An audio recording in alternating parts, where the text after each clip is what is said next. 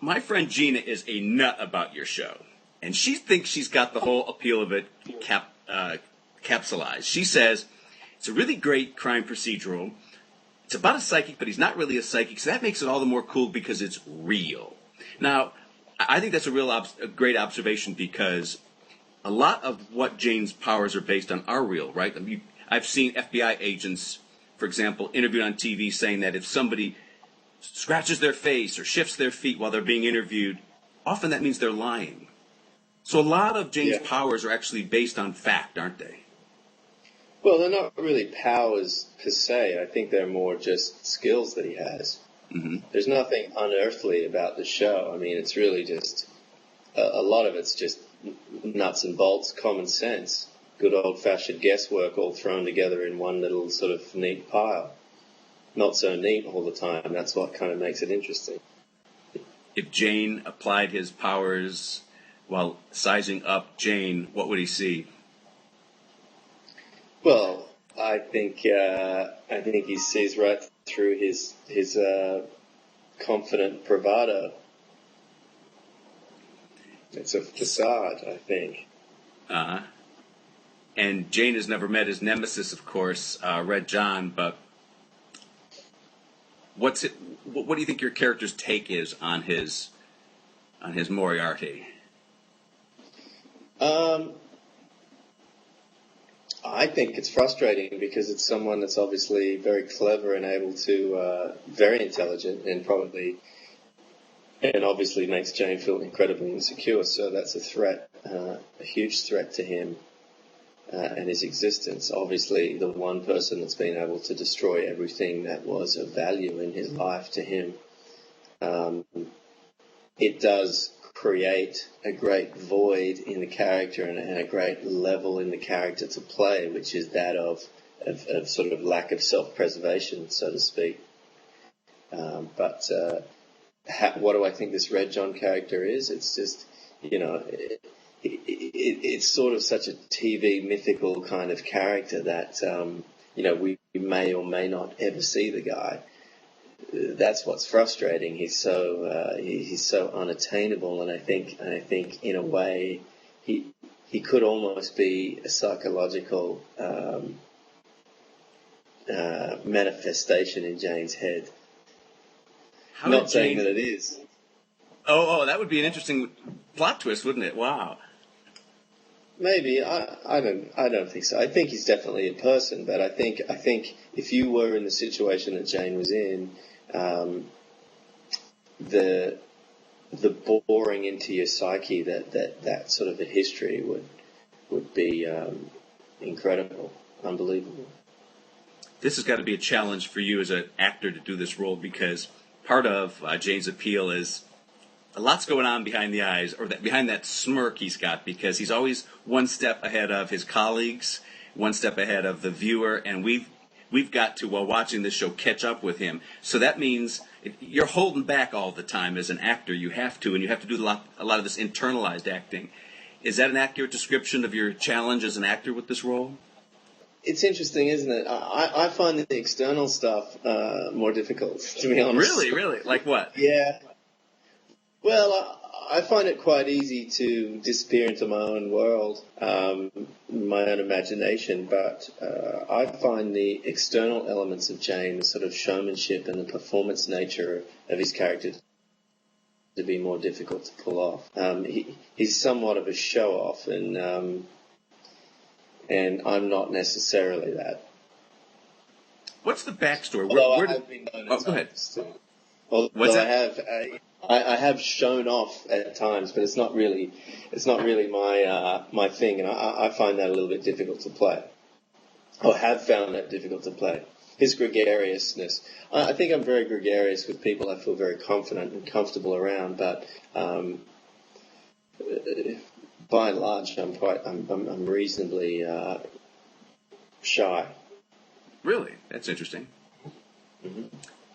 Where do Jane's powers or skills come from? What's the backstory? We see him as a TV charlatan psychic at first, and then he uses these skills he has toward catching criminals. But where do you think he developed them before we meet him? I think there's certain people have propensity to embrace the idea of showmanship and deception more than anything, and I think he probably as a child was enjoyed the art of deception, and it may have even been something as simple as starting off with sort of sleight of hand, simple magic tricks, but. I think you either are prone to that element in life or not.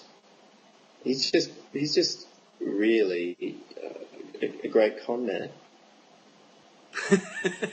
That's a good way to look at him.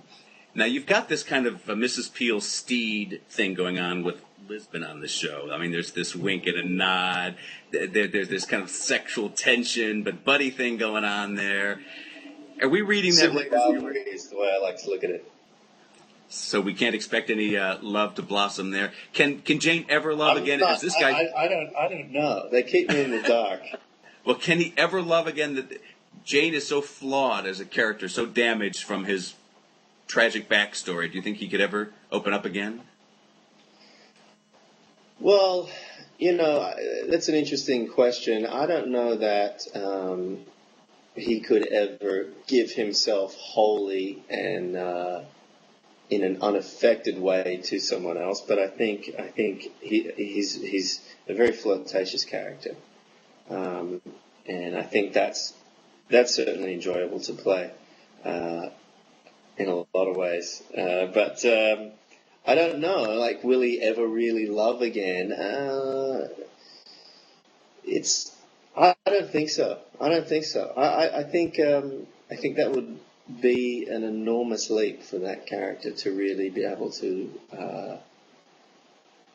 give and care so much about someone and overcome his own sort of selfish fear of losing that again and the pain that he would go through. I think he's a pretty tortured character, really, and that's the pleasure in playing him as an actor. It's a lot of fun being the charming sort of rayfish character. That's fun on the surface, but I think what makes the character really exciting for me to play is the balance of that with the tragedy that is his past and the true kind of hollow, empty feeling that he carries around with him every day. And I think that, this is by no means a show about tragedy. We try to keep the show as light as possible, but I think the best thing about comedy and humor and levity is the opposite of it, the darkness and the loneliness and the tragic nature of it, and I think it offsets and it balances beautifully. So I remember reading somewhere a long time ago about the success of great sitcoms, and I think it was probably in the mid-70s. I was reading about sitcoms in the mid-70s, and you were always only a scene away from tears in some of these sitcoms because you cared so much. There was so much humanity and heart in these shows that laughing and crying is a very close emotion, and I think we don't really trade so much in those emotions, but to play a character that could go either way very quickly in a lot of ways. I think is I wouldn't say the challenge. It is the absolute pleasure to have the opportunity to be able to play a character like that these days on network television.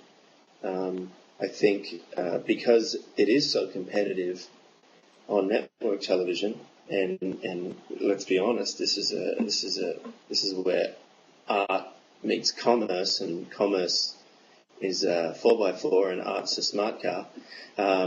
Commerce is going to run right over art on commercial television, on network television. So I'm very lucky to be able to play a character that could exist on a more highbrow HBO or something like that, a character that has that Bruno Heller's given dimension and layers to.